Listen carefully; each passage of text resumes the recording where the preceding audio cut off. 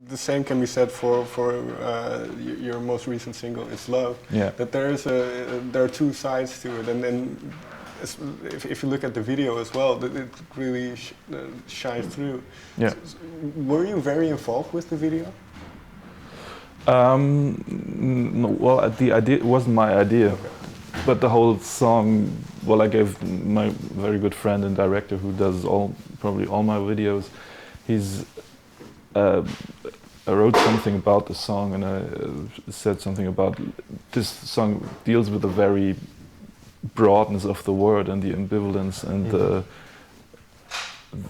hate-love situation with love itself. And I think I wrote that love can bring out the best in you, but also the worst. And what I liked about the idea in the video is that it shows that people could argument with the word love in a circumstances that normal thinking people would never use the word love, but you have to believe these people if they say it was about love. And still, it's like the #1 murder reason, you know. Fair enough. Yeah. So in that sense, because you have all these competing perspectives on love in a way, and did this project in a way change how you felt about love or how you approached it? Yeah, I think so. Yeah. Well, writing the songs, of course, and now having to talk about my feelings and love all the time in interviews. That's really it's like therapy, isn't it? You know. Yeah, I think I'm very lucky as an artist to be able to reflect these kind of topics in that way, and taking very personal stuff into the art, but having the freedom to change the perspective and stuff. That's just great, and I think I learned a lot of myself. But I couldn't really say what, because in the end, my conclusion is still don't know what love is. Is it still a mystery? It's still a big mystery. And well, you mentioned that in terms of the songwriting, you kind of focused on the songs first, and then have the sounds come in later. Was there a moment where everything started to fall into place, where you knew you had the right direction and you had a couple songs, or maybe a turning point where you thought, okay, now I'm sure this is going to work? And no, I still don't know if it's working. I don't think I can really say that, because I'm all the time I work really alone, and then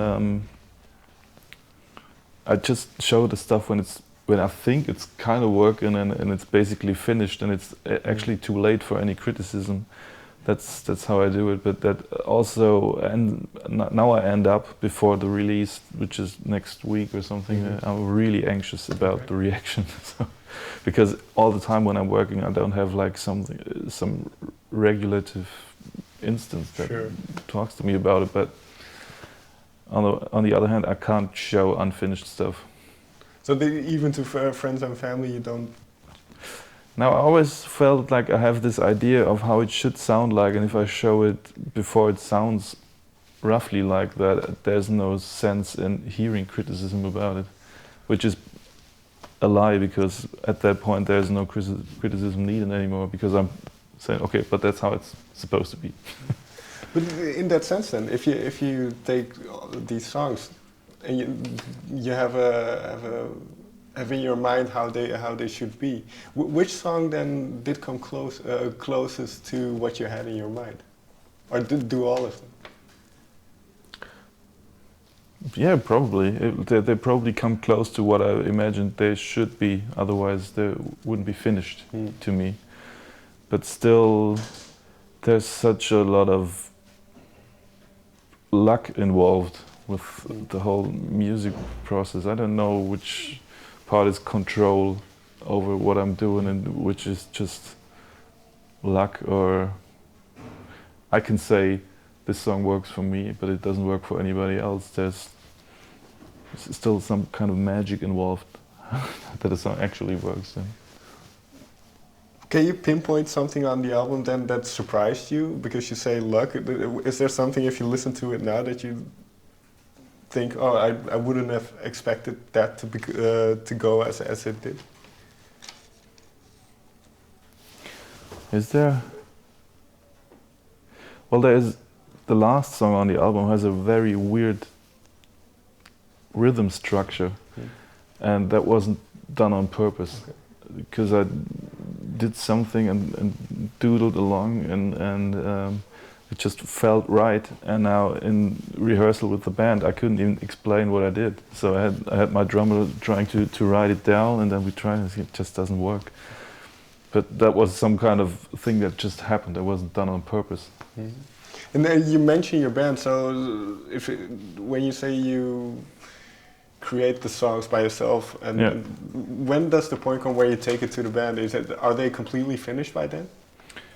Well, most of the band play on the album, so I'm finishing some kind of a demo of the whole album where everything's in there, like programmed drums, programmed strings and stuff. And then I go into the studio and they basically replace what I've done, which is a bit condescending. They bring their own humanness into it, but yeah. At that point, I have to show it to other people because, of course, that makes a lot of difference if human people play something other than machines. But so they're involved earlier, and then afterwards we go into rehearsal for the shows, which is another step where I think I'm way more relaxed about people making the songs their own and trying to create a good live version of it that doesn't have to be necessarily the same as on a record. I'm not a dictator in the rehearsal room, so that's fine. I'd much rather have them to find themselves somewhere in there and be able to make an emotional performance than just play what I've written down. Sure. And then, but it's interesting because you say you're now quite anxious about how it will be received. And this is your fourth album. Does it get better? Was it easier or more difficult in previous albums, or is it still the same? I'm afraid it's still the same. I wonder when it gets better. Maybe if the 10th album. I don't know. But every time I hope, okay, next time you kind of know the game. You know what's the dynamics. You know what to do. But yeah, I can't really say that it's still the same as last time. What do you? Well, let me first ask this. I read a couple of reviews where they said it may be your most poppy sounding album. Yeah. Do you think that's fair? Yeah. Because it was my aim. Yeah. So this was intentional. It wasn't my aim. My aim is my intention was well, not intention. It is definitely the most pop influenced album, because that's the other thing when I was talking about topics that I was looking as far away from pop as possible, and it goes the same for music. I always was looking for inspiration outside of pop, like in classical or film soundtracks or folk music, and then this time I discovered pop music for myself as a listener, and that was definitely on this album. I can hear definite pop influences, so fair enough.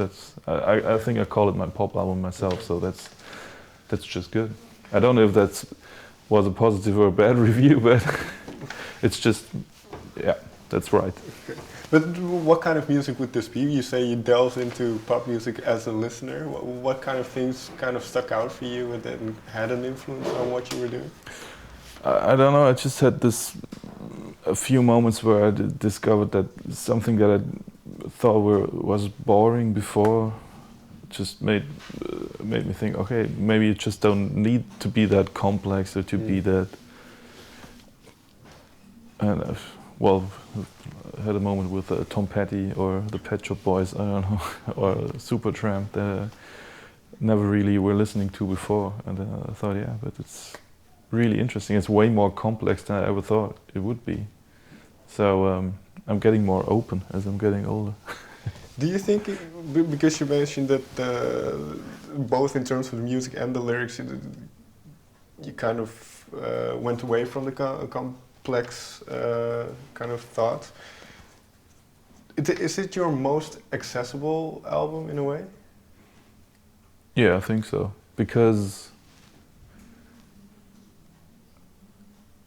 Simply because like the topic is something everybody has to deal with and can deal with. If you're singing about, I don't know, on the last album I sang a lot about the end of the world and something. That's something that's a topic that's very fascinating to a lot of people, and it's something that just doesn't come to mind to a lot of people. But love is just universal. Maybe I'm on the right track with this, but perhaps with the EPs, because one was about an author you liked, one was full of covers, the other was nostalgia. Did you need to have these EPs kind of out of you so you can make this album? To focus on those kind of projects, and then you can focus on this quite open and quite accessible project? Maybe, but I can't really say that all of that is really conscious. Okay. But yeah, well, I think it was like the EPs, and especially playing them live, was something kind of new freedom in a way. And yeah,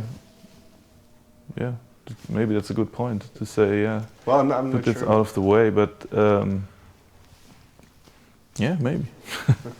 And finally, then, because you mentioned kind of the anxiousness of what people are going to think, what do you want people to take away from it, if anything?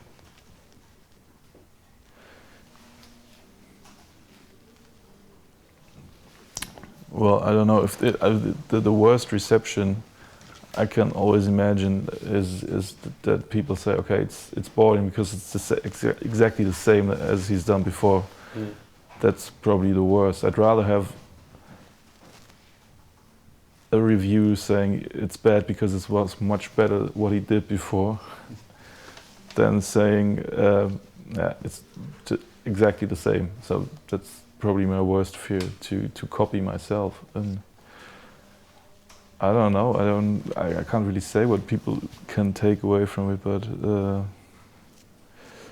to me, with love songs or songs about love, it's very simple. Either they get you and they touch you, or they don't. And so I just kind of hope that they touch some people. Thank you very much for your time. Thank you. Thank you.